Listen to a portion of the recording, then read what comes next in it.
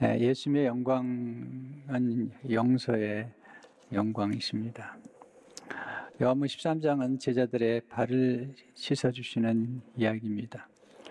예수님이 무릎을 꿇고 제자들의 발을 씻어주시는 것입니다. 요한복음 13장 4절 5절을 보시면 저녁 잡수시던 자리에서 일어나 겉옷을 벗고 수건을 가져다가 허리에 두르시고 이에 대에 물을 떠서 제자들의 발을 씻으시고 그 두르신 수건으로 닦기를 시작하여 그 당시에 발을 씻어주는 일은 종들이 하는 일인데 예수님께서 친히 제자들의 발을 씻어주신 것입니다. 그리고 제자들에게 너희도 나처럼 그리하라고 말씀하시죠. 14절 15절을 보면 내가 주와 또는 선생에 대해 너희 발을 씻었으니 너희도 서로 발을 씻어주는 것이 옳으니라.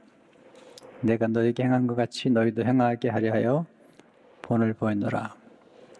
우리가 하나님의 영광에 대해서 말씀을 많이 나누고 있습니다. 하나님의 영광은 크고 위대한 것에만 있는 것이 아니라 하나님의 영광은 성품에 있습니다. 겸손한 성품, 낮아지심의 영광.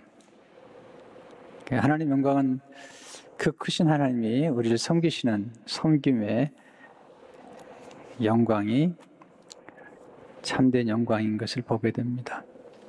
섬김을 받아야 하실 분이 섬기시는 것입니다.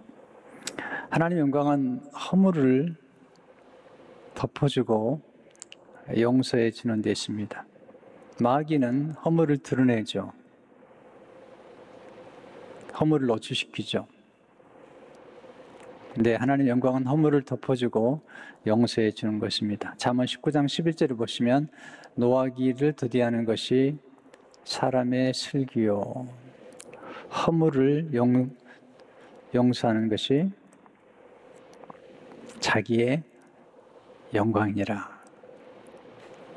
하나님의 영광, 또 우리 삶 가운데 가장 큰 영광이 있다면 우리에게 아픔을 사는 사람들을 용서하고 허물을 덮어주는 것입니다. 첫째로 예수님의 영광은 끝까지 사랑하시는 영광입니다. 오늘 1절을 보시면 6월절 전에 예수께서 자기가 세상을 떠나 아버지께로 돌아가실 때가 이른 줄 아시고 세상에 있는 자기 사람들을 사랑하실 때 끝까지 사랑하시니라. 예수님은 떠나실 때가 될 줄 아셨어요. 3절을 보시면 저녁 먹는 중 예수는 아버지께서 모든 것을 자기 손에 맡기신 것과 또 자기가 아버지께로부터 오셨다가 아버지께로 돌아가실 것을 아시고 아버지께로 돌아가실 때 그냥 돌아가시는 게 아니고요. 십자가를 통과하고 그리고 부활의 영광을 또 누리시고 승천하시는 것입니다. 이 만날 때와 이별의 때를 분별하는 것이 지혜입니다. 언젠가는 우리는 떠나게 되어 있습니다. 헤어지게 되어 있습니다. 만세의 때가 있지 않습니까? 이 때는 흐름을 의미하죠. 인생은 흐름을 타면 유연하게 살 수가 있습니다. 예수님은 떠나야 할 때를 아셨고요. 떠나야 할 때 예수님이 하신 일은 사랑입니다. 어떤 분은 떠날 때 너무 좋지 않게 떠나시더라고요. 예수님은 떠날 때 사랑하셨어요. 그런데 예수님이 사랑하는 제자들이 다 마음에 드는 건 아니에요. 곧 예수님을 가룟유다가 팔 거고요. 곧 베드로가 예수님을 3번 부인할 거고요. 그리고 십자가 앞에서 모든 제자들이 예수님을 배신할 것을 아셨어요. 그리고 그들을 사랑하시는 겁니다.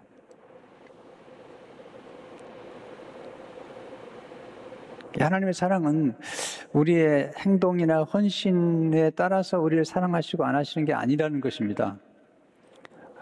우리가 죄를 안 지으니까 또 사랑하시고, 죄를 지으니까 뭐 저주하시고, 그런 하나님이 아니시라는 거예요. 이 복음의 정수는 하나님은 하나님의 사랑을 결코 멈춘 적이 없다는 겁니다. 우리가 예수님을 영접하고 예수님 안에 하나님의 자녀가 된 우리들이 하나님의 무궁한 사랑은 한결같다는 것이죠. 우리는 이렇게 생각하거든요. 우리가 하나님 잘 믿고 예배 잘 드리고 헌금도 잘하고 이러면 하나님이 더 사랑하고, 우리가 조금 하나님 속 좀 썩이고 또 원망도 좀 하고 투정도 부리면 하나님 우리를 덜 사랑할 것처럼 생각하지만, 하나님의 사랑은 그런 사랑이 아니잖아요. 왜 우리가 하나님의 사랑에 신뢰가 되죠? 하나님의 사랑이 변덕스럽지 않은 거죠. 그래서 우리가 하나님의 사랑에 기대는 거예요. 우리의 행위와 상관없이 우리를 한결같이 사랑하시는 그 사랑. 사람은 그렇지 못해요. 하나님은 그런 분이죠. 두 번째, 예수님의 영광은 제자들의 발을 씻어주는 영광이시죠. 섬김의 영광. 기독교의 심볼이 한 4가지 같아요. 제가 보면 하나는 말구유, 예수님 태어나신 구유가 심볼이죠. 그리고 십자가, 그리고 빈 무덤. 또 하나 있다면 수건이죠. 수건. 예수님께서 제자들을 발을 씻어주신 수건. 사도행전을 다시 보시면 저녁 잡수던 자리에서 일어나 겉옷을 벗고 수건을 가져다가 허리에 두르시고 이에 대야에 물을 떠서 제자들의 발을 씻으시고 그 두르신 수건으로 닦기를 시작해요. 수건. 이 수건이 기독교의 심볼이죠.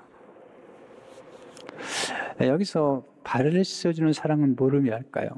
첫째로, 발을 씻어주는 사랑은 친밀한 사랑이죠. 친밀함은 거리와 좀 관계가 있거든요. 발을 씻어주려면 가까이 가야 됩니다. 멀리서는 발을 씻을 수가 없죠. 우리가 발을 씻어준다는 것은 관계가 있다는 것이고요. 또 더 깊은 관계 속으로 들어가는 것이죠.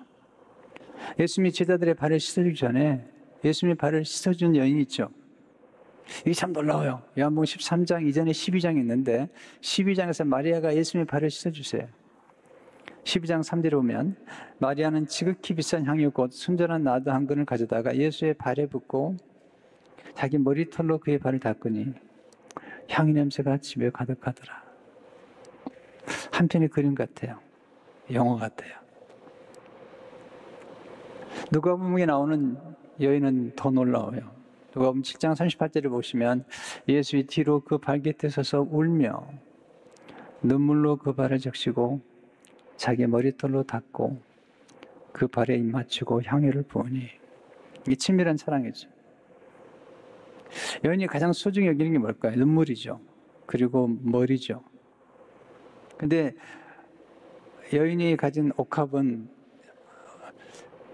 가장 소중한 것 중 하나죠.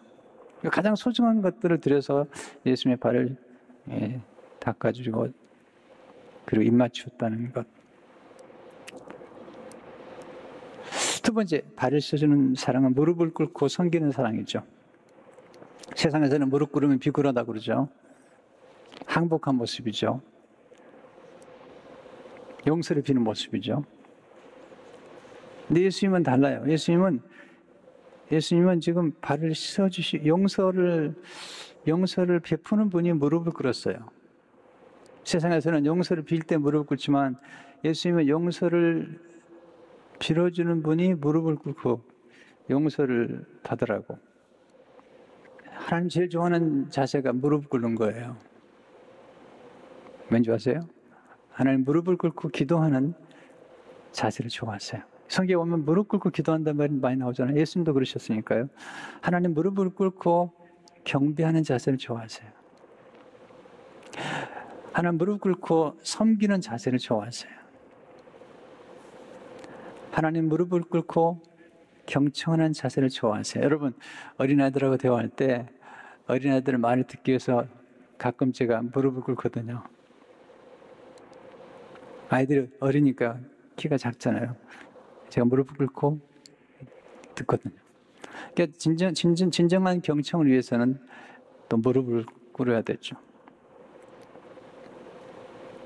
놀라운 사실은 이 축복이라는 히브리어 단어, 바라크인데, 바라크. 이 바라크라는 이 히브리 단어는 무릎을 꿇다에서 나왔어요. 무릎을. 하나님의 모든 축복은 무릎을 꿇는 데 오는 거죠. 무릎을 꿇고 섬기는데, 무릎을 꿇고 기도하고 경배하는 데 오는 것입니다. 세 번째, 발을 씻어주는 사랑은 더러운 것을 정결케 하는 사랑이죠. 그 당시에는 먼지가 많았고요. 그래서 이렇게 집에 들어오면 손을 씻고 발을 씻어주는 게 이게 정결이죠. 예수님은 제자들의 더러운 발을 정결케 해주셨어요. 사실 발을 내민다는 것은 우리의 수치를 보여드리는 거예요.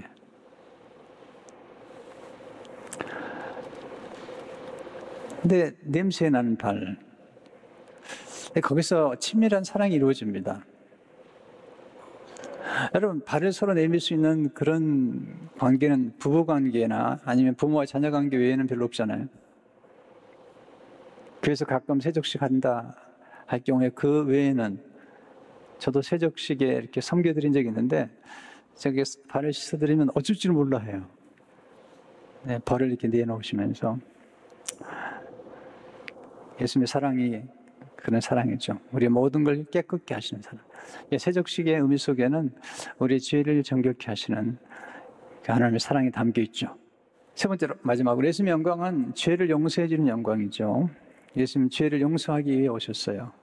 죄를 멸하기 위해서. 요한일서 3장 4절을 보시면 죄를 짓는 자마다 불법을 행하나니 죄는 불법이라. 그가 우리 죄를 없애려고 나타나신 것을 너희가 아나니 그에게는 죄가 없느니라. 여러분, 죄가 인륜을 파괴했잖아요. 아담과 하와의 죄가 저주와 심판과 정죄를 가져왔잖아요. 그리고 인간은 사망과 마귀의 권세 아래 눌려있게 만들었어요. 예수님께서 우리를 죄에서 구원하기 위해서 오신 것입니다. 예수님 제자 중에 하나가 예수님 팔걸 하셨습니다. 이게 죄죠. 요한복음 13장 2절에 보면 마귀가 벌써 시몬의 아들 마음에 예수를 팔려는 생각을 넣었더라. 예수님의 제자 중 하나 베드로가 예수님을 3번 부인할 걸 아셨죠. 그리고 그들을 용서하십니다. 미리 용서하세요. 미리. 너무 놀라운 거죠. 예수님께서 오히려 용서를 받아야 되는데, 용서를 받아야 될 예수님께서 무릎을 꿇고 미리 용서해 주시는 것입니다.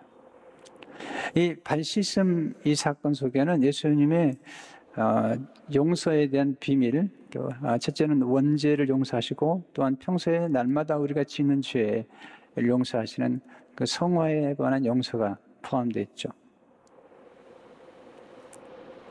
예수님께서 베드로에게 가까이 가잖아요. 베드로가 말리죠. 요한복음 13장 6절에서 8절을 보시면 시몬 베드로에게 이르시니 베드로가 이르되 주여 주께서 내 발을 씻으시나이까. 예수께서 내 발을 씻되 내가 하는 것을 내가 지금은 알지 못하나 이후에는 알리라. 베드로가 이르되 내 발을 절대로 씻지 못하시리이다. 예수께서 대답하시되 내가 너를 씻어주지 아니하면 내가 나와 상관이 없느니라. 네. 때로는 섬김을 받는 게 관계를 맺는 데 굉장히 중요해요. 예수님께서 억압을 깨뜨리는 여인의 섬김을 받으시잖아요.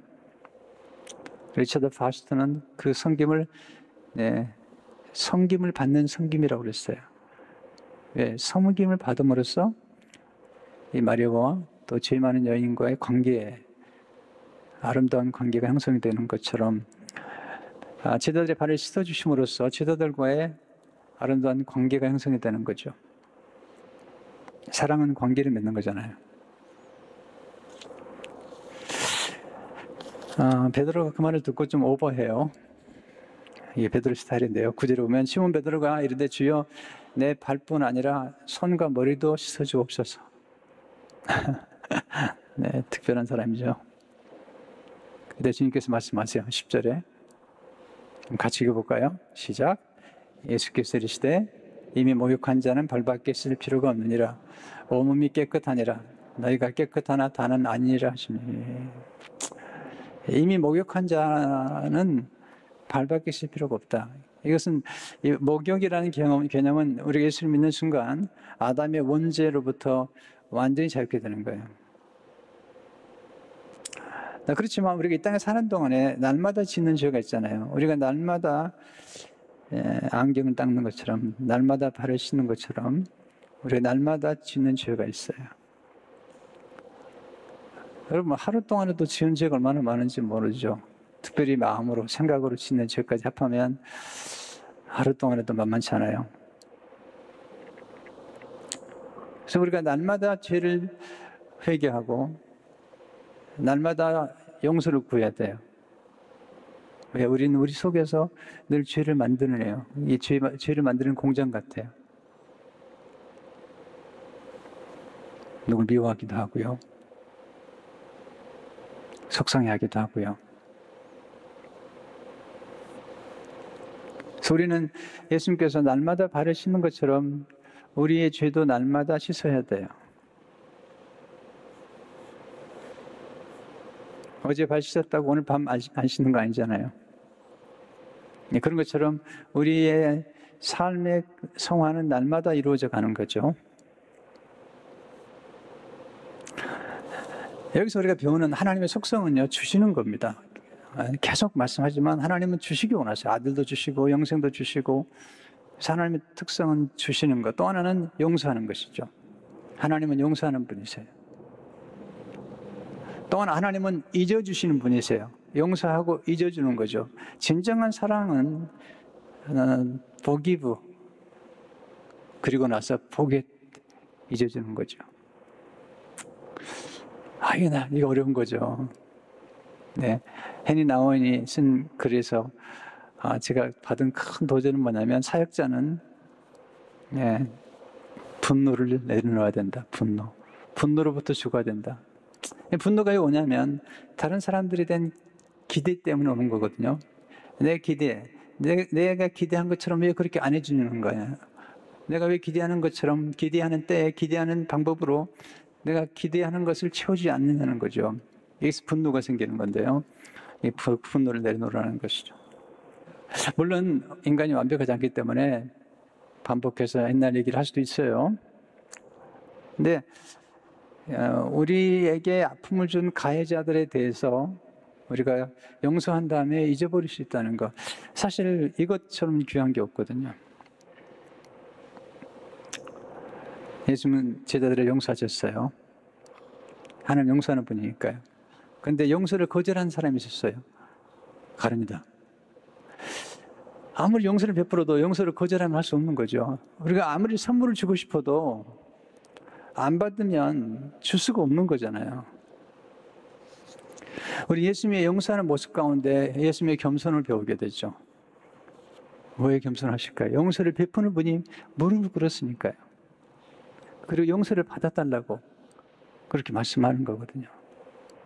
이게 복음이죠. 용서가 왜 중요하죠? 용서를 통해서 우리가 지은 죄로부터 자유케 되죠. 우리 용서를 받으면 죄로부터 자유케 되죠. 네. 가장 놀라운 세상의 발명품은 지우개입니다. 지우개.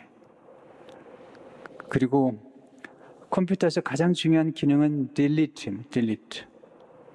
지워버리는 거. 놀라운 거죠. 용서를 통해서 과거로부터 자유케 됩니다. 용서를 통해서 우리는 새 출발할 수 있어요. 새 출발. 용서를 통해서 우리는 밝은 미래를 향해 전진할 수 있습니다.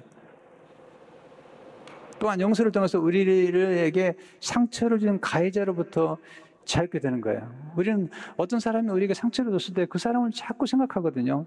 그 사람은 다 잊어버렸는데 상처를 준 사람들은 대체 잊어버려요. 그런데 상처를 받은 사람이 그걸 곱씹고 있거든요. 상처를 준 사람들은 밥도 잘 먹고 그냥 깎아대고 너무 잘 지내는데 상처를 받은 사람은 잊지 못하는 거예요. 그러지 말라는 말이죠. 용서를 하나님 앞에 받고 용서를 베풀으라는 거죠. 우리를 가했던 사람도 용서를 베푸는 까닭은 뭐냐면 그것은 우리 자신이 자유케 되게 해서 그러는 거예요. 용서를 받은 우리는 용서의 은혜를 베풀어야 합니다. 용서할 수 없다고요? 우리는 엄청난 죄를 용서받은 거예요.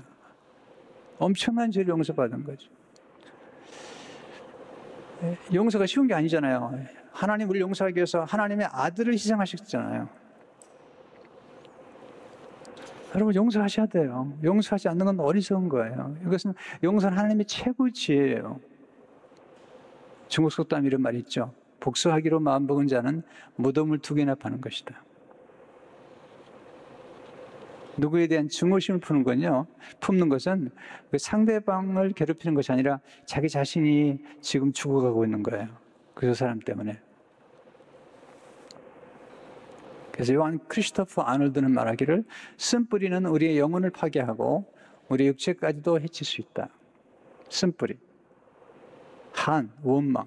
이건 도움이 안 됩니다. 하나님 우리에게 용서를 베푸실 분을 용서하라고 하신 이유는 뭐냐면 우리를 위한 거잖아요. 용서가 뭐죠? 용서는 내려놓음이에요. 내려놓음. 뭘 내려놓죠? 손에 들고 있는 복수의 돌을 내려놓는 거예요. 복수의 돌을 내려놓는 것이죠. 용서는 평강으로 들어가는 문이에요. 용서하고 내려놓으면 평강으로 들어가죠. 용서는 화평과 행복으로 가는 길이에요. 더 이상 과거에 머물지 않고 고귀한 오늘, 이 고귀한 오늘을 지나간 과거에 내게 가해를 준 사람들 때문에 망치는 건 지혜롭지 않은 거예요. 인생은 그렇게 살기에 너무 짧아요. 용서란 실패나 죄를 용납하는 것이 그치는 것이 아니라 죄인까지도 감싸주고 다시 일으키고 회복시켜주는 것까지 포함하는 것이죠. 요한 크리스토퍼 아놀드가 한 얘기죠. 우리 날마다 용서를 빌고 용서를 받아야 하나님 앞에 또한 다른 사람들을 용서해 줘야 돼요. 하루 동안에도 사람들이 우리 마음에 드는 게 아니잖아요. 용서해 줘야죠. 네, 요한 크리스토퍼 아놀드 한 번 더 인용할까요? 우린 용서의 능력을 개발하고 용서해야 한다. 용서하는 능력이 결여된 사람은 사랑할 능력도 없는 사람이라는 거예요. 사랑한다는 것은 상처를 받는 거예요. 여러분, 예수님께서 제자들에게 서로 사랑하라고 말씀하실 뿐만 아니라 너희 원수를 위해서 기도하라고 말씀하셨는데 그 원수가 누구죠? 제자들끼리 서로 싸웠던 거예요. 상처는 멀리 있는 사람들이 주고받는 게 아니죠. 가장 가까이 있는 사람들끼리 주고받는 거예요.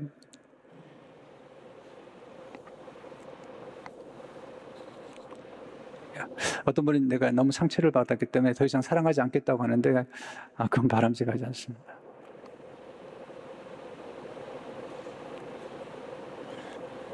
우리는 그래도 사랑해야 되고 또 사랑하면서 용서하는 것이 필요하고 그리고 우리가 하나님의 용서를 받은 우리들에게 누군가 우리에게 가해를 해서 아프게 했기 때문에 우리가 그 사람을 용서할 수 있다면 그것은 특별한 기회예요. 내게 주신 용서할 수 있는 권세를 예수님의 이름의 권세를 베풀 수 있는 기회라고요. 특권이라고요. 잘못한 일도 없는데 어떻게 용서를 해요? 근데 누가 우리에게 잘못했을 때 그때 우리는 용서의 영광을 누릴 수 있는 거예요. 허물을 덮어주고 용서할 수 있는 영광을 누릴 수 있는 거잖아요. 어떻게 우리 예수님 닮을 수 있죠? 어떻게 하나님 닮을 수 있죠? 2가지 같아요. 용서하는 것과 베푸는 것. 언제 하나님의 모습을 닮을 수 있죠? 용서할 때. 어떤 분이 이런 말 했는데 제가 늘 마음에 새겨요. 사람이 사람을 사랑하면 사람이다. 사람이 사람을 죽이면 그건 짐승이다. 그러나 사람이 사람을 용서하면 그는 하나님처럼 되는 것이다. 다시 한번. 사람이 사람을 사랑하면 사람이지만 사람이 누군가를 죽이면 그는 짐승이다. 야수와 같다. 그러나 사람이 사람을 용서하면 그는 하나님처럼 되는 것이다. 주님이 보여주신 영광은 용서의 영광이고 그 용서는 우리의 삶을 축복되게 만드는 거예요. 그리고 용서는 우리로 하여금 진정한 자유, 진정한 평강, 블리스라고 그러는데요. 하늘의 복을 경험하는 비결이에요. 기도하겠습니다.